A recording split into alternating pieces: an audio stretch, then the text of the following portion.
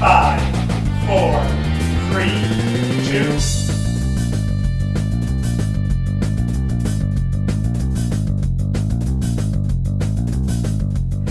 Hi, and welcome to Exploring Hobbies. I'm Jamie Fouché, and we have with us today Ken Rush, who is going to share information about stamp collecting. Hi, thanks for joining us today. Well, it's a pleasure. Glad to be here. Great. We're really glad to have you. Well, thank you. Why don't we start off with just you telling us how you got started in stamp collecting? Well, I got started as a young boy in grade school. However, I never really got serious about stamp collecting till I was in my 30s, and other activities kind of kept me out of stamps when I was a teenager and in the 20s.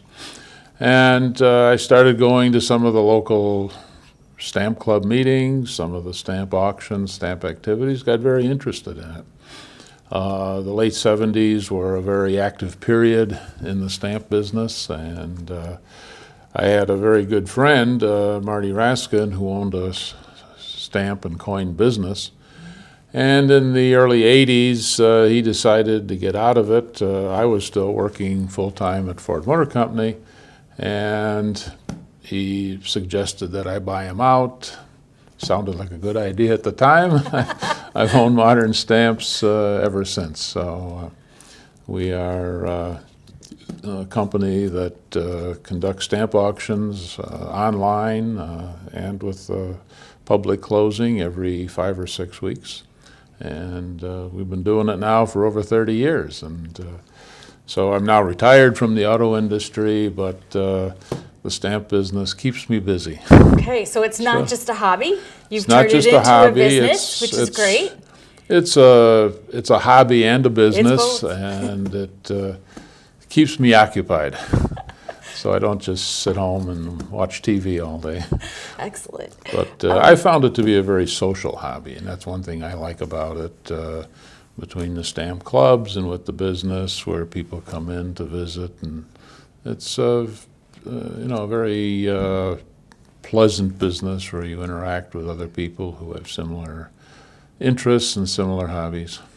That's great, and that's not something that I would necessarily think of with stamps. Yeah. You know, I mean, because to me it seems like something where it's you're collecting things that are of interest to you, but not necessarily a social activity. So it's great that you bring that up, because not everyone may be aware of that. So tell us a little bit more about some of those social activities that you can get involved with in terms of clubs and online meets and that sort of thing. Well, there are numerous stamp collecting clubs that are active in the Detroit area.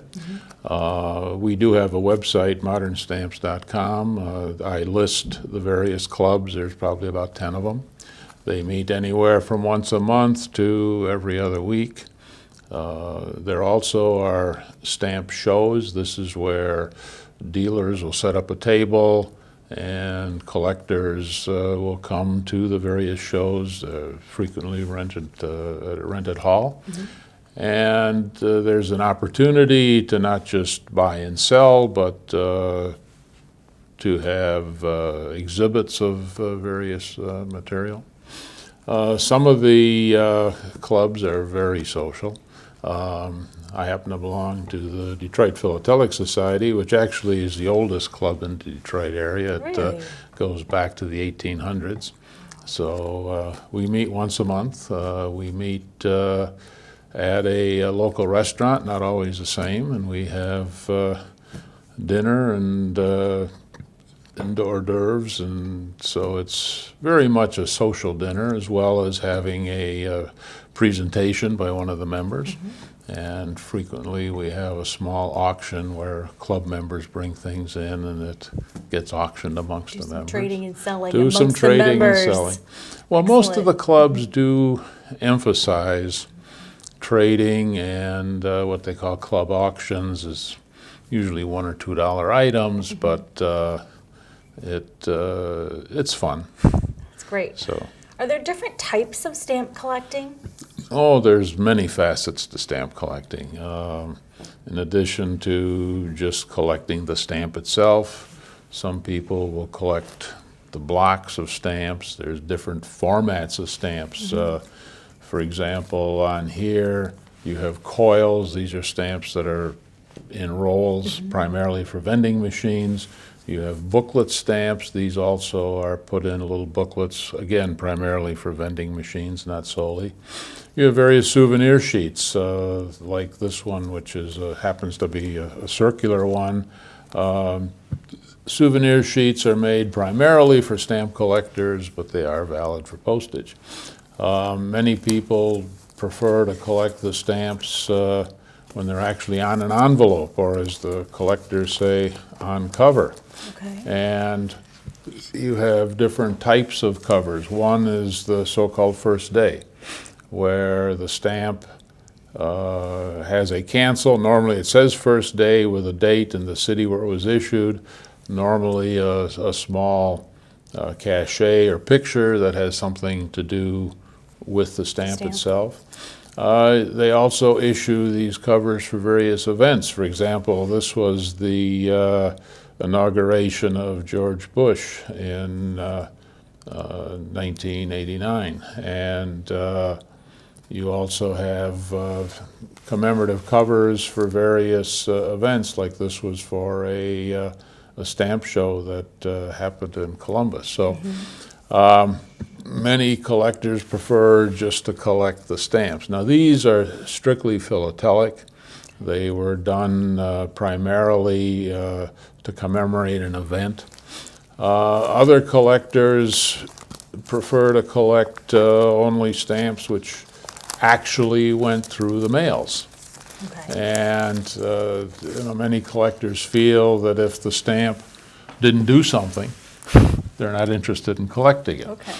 One type of cover that's very interesting for collectors are registered covers, because those covers are tracked as they went from post office to post office. Today it's all done with scanning, but back in 30, 40, 50 years ago or 100 years ago, they actually would make marks on the envelope. This, for example, was a special delivery registered cover that went from New Jersey to Windsor, Ontario. So it actually has on the back side the route that it went from Hoboken to New York to London, Ontario to, to Windsor. And you can track the cover as it goes. You mentioned that the club meetings are Right. often an opportunity where people can trade stamps. There's Right. some auction kind of activities that go Right. on. How else can people acquire stamps if they're collecting? Well, today you've got the internet and you can find almost everything. Even 20, 30 years ago, collectors would rely primarily on the various stamp shows, going to various dealers. As a retail business, the stamp market really has changed tremendously. You have various online auctions like eBay and Stamp Once. With Google, you can find almost anything these days. And in a way, that has really helped the hobby, because there's so many different things you can collect. Some people will collect a country. Some people will collect only a certain period of time. They may only want material like from the Second World War, or they may only want material from one country. When you go to the normal retail dealer, they may have a huge stock of material, but they may not have that one particular country or that one particular topic. When you go on the internet, you can search whatever you want. A lot of people collect by topic, and sometimes the topics are simple, like flowers and animals. In other cases, they may want to collect something like windmills, or they may want to collect only a certain animal on stamps. Well, that's hard to search when you're in a normal retail store, but on the internet you can find almost everything. And as I say, I think that has helped the hobby tremendously, because collectors are no longer frustrated by a local supply of material. It also allows collectors with similar interests who might be geographically quite separated to communicate and exchange material. Yep. There are a number of websites that help collectors. Lynn's, which is Amos Press, that does the Scott Catalog, and Lynn Stamp News, has an excellent website, which is linns.com. The American Philatelic Society, which is probably the largest philatelic society in the U.S., has an excellent website, which is stamps.org, and you can go on these websites and get all types of information, but you also can get information as to where to buy things. And they will have various websites, various local retail establishments, and they will tell you where the shows are. Very often the stamp shows will have specialized activities for people who are only interested in covers or only interested in postal history. So this has made, in many respects, collecting a lot easier.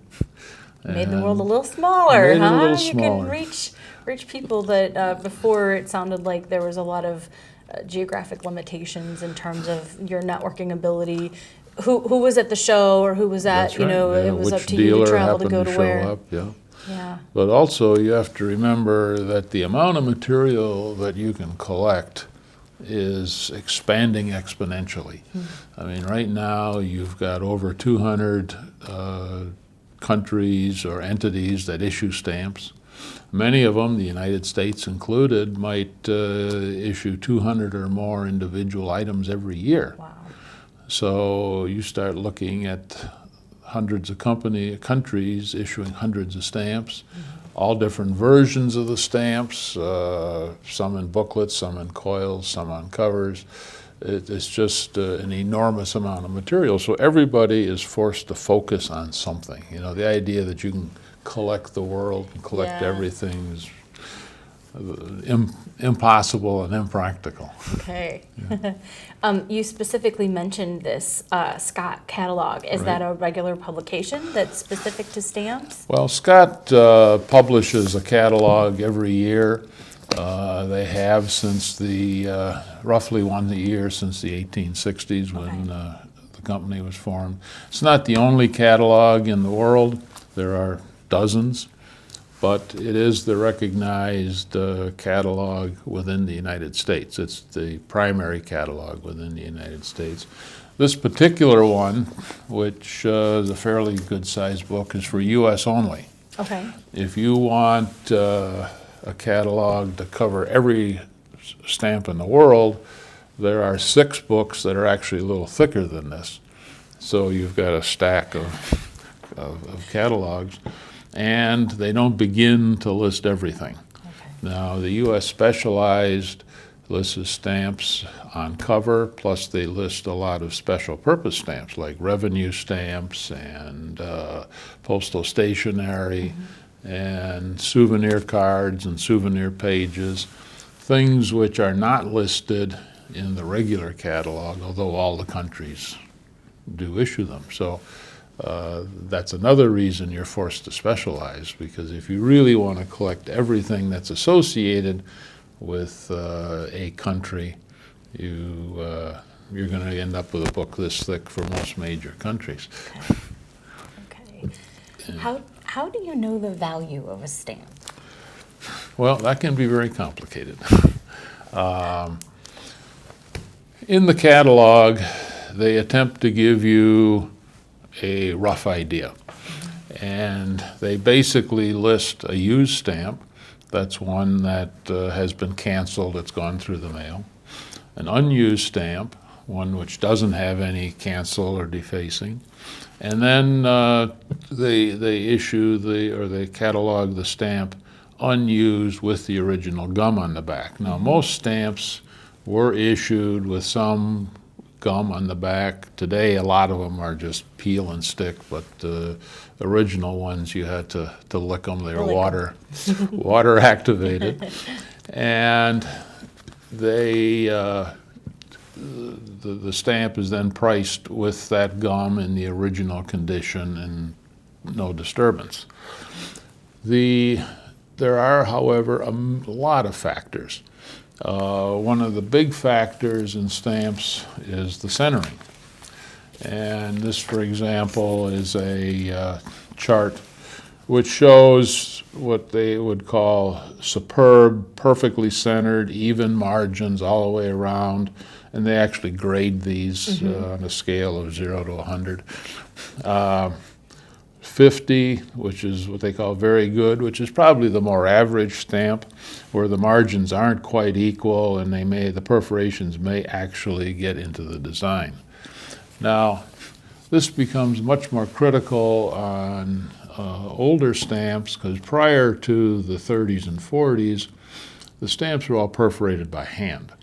So depending on how careful the person who ran the perforating machine was, the perforations could get into the design. They seldom were well balanced, and therefore there's a great variation in the centering. When you get into the catalog, you will find they have what they call a grading section, and I'm sure this don't show up very well on the camera. But what you will find is that the price will vary enormously. As an example, the Columbian exhibition issue. This is a well-known commemorative series to stamp collectors, issued in 1893, so 120 years ago. If the stamp is used and in what I would call average condition, sound condition, but average, it's worth maybe a quarter. If, however, it's perfectly centered, and this is a 1-cent stamp, it's worth $375. That's quite a difference. That's a tremendous difference, okay? Now, if it's unused, it can range anywhere from $3 to $135, and if it's mint condition, never hinged, it can range anywhere from about $6 to almost $1,200. Wow.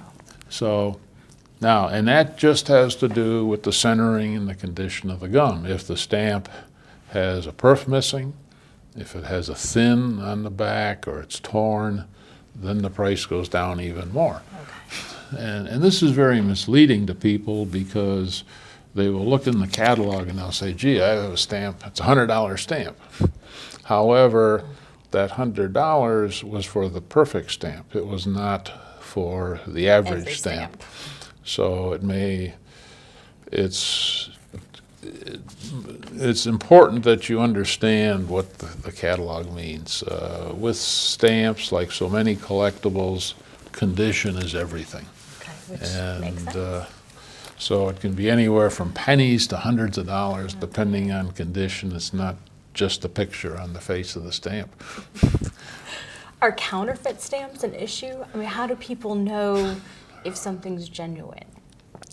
Well, if there are varieties which are expensive and varieties which are cheap, and it's possible to convert the cheap variety to look like the expensive variety, somebody will do it. And yeah, counterfeits are a big problem. There's a number of ways which counterfeits are generated, and it all depends on why the particular stamp is rare. Sometimes it's a perforation variety, and in those cases, people will attempt to take an inexpensive stamp and reperforate it.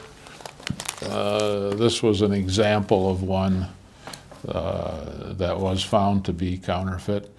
By the way, if a person is going to spend a lot of money on stamps, a lot of money meaning hundreds of dollars, Okay. they ought to have, or really should have, some certificate, some guarantee that that stamp is genuine and not fake in some way. Like a certificate of authenticity, A basically. certificate of authenticity. Okay. The American Philatelic Society will issue these certificates. They're not free, but they are important and they are well recognized. In this particular case, the stamp had a different perforation on the top versus the other sides of the stamp. If it was genuine, it would be worth thousands of dollars. As it is, it's a fake, so it's worth, maybe $1 as a. Okay. Yeah. Good to know. And plus, there are other variations in stamps. Often, stamps will have an overprint, which changes the value of the stamp, or an overprint which was issued for a commemorative purpose. And those frequently are scarcer than the base stamp on which the overprint or surcharged value was put on. In those cases, it's not difficult to fake those overprints, and they should be authenticated. Okay. Yeah. So, I mean, just like a lot of things, if someone wants to get into this and start buying for more than just, I like trees and like the pictures of them, right? It sounds like it's good to understand where you can go to get more information and really know the value of what you're getting before you make those purchases. You really have two types of collectors. You've got the collector who is doing it mostly for fun and wouldn't dream of spending more than $1 or $2 on an individual item. And you can buy literally hundreds of thousands of stamps for a nickel a piece, and that's or less. So there's no problem in getting huge collections without spending a lot of money. On the other hand, there are those individuals who want the very scarce items, and who, as we talked about with the grading, they don't want just one of example. They'd like to think they have the best example of that you can find, and they're willing to pay for it. And those people who spend a lot of money normally are careful, but like any other investment, if you don't know what you're doing, you can lose big time. Can get into trouble. You can get into trouble, because there are people who will cheat you if they think they can get away with it. Would you say that stamp collecting is a good investment opportunity? Well, that's like saying, is the stock market a good investment opportunity? Many people have. It can be. That's right. It can be. Many people have made a lot of money in buying and selling stamps. However, it's a case where if somebody's making a lot of money, chances are somebody else is losing a lot of money, because although the stamps themselves may be gaining in value, most of the profit is because of somebody gains and somebody loses. Like any other market, there are people who attempt to chart prices. Okay. And Lynn's, who publishes Lynn's Stamp News, does produce what they call the market index. And here what they do every year when they publish the catalog, they will take some number of stamps, I'm not sure what the number is, and they'll track the price. And they've done this starting in about 1970. And this is the chart for the U.S. so-called stamp price index, starting in 1970, going to a peak in 1980, diving to a low point in 1990, and very slowly climbing ever since. So if you bought, as an example, some stamps in the early 70s and sold them in 1980, you probably made a lot of money. On the other hand, if you bought a lot of stamps in 1980 and tried to sell them in 1990, you lost a lot of money. On an average, the stamp market has climbed maybe in the neighborhood of 12 to 15% over the last 30, 40 years. Generally, when you sell a stamp, unless you're selling them individually, you're selling them through an agent, and you're going to pay a commission. And that commission normally is in the range of 15, 20, or 25%. So it could be an investment, it could not. But the idea that you walk into the post office, buy a stamp for 50 cents, and then 10 years later it's worth $5, that is not what goes on in the stamp business. If you are going to invest in stamps, what you should do is buy something that's already expensive and already has a track record. Okay. And that way it's like buying a good stock versus a penny stock. Something that's already proven. Something that's proven. Right. Yep, yep. So regardless of whether you're collecting more for fun or collecting, because you see it as an investment, I'm assuming it's important to preserve the stamps and take care of them. What's the best way to preserve stamps? Well, stamps, for the most part, are sensitive to moisture, sensitive to environment. If you're collecting the mint stamps, particularly, you've got to control the humidity. Okay. Once the stamp sticks to something or starts to curl, that's bad. Okay.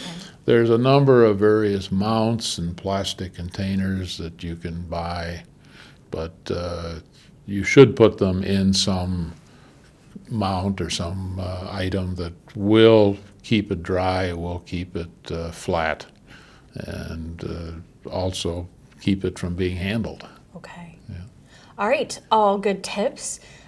It's really been very interesting to hear Thank about you. stamps. It's not something that I knew much about, and it's been great.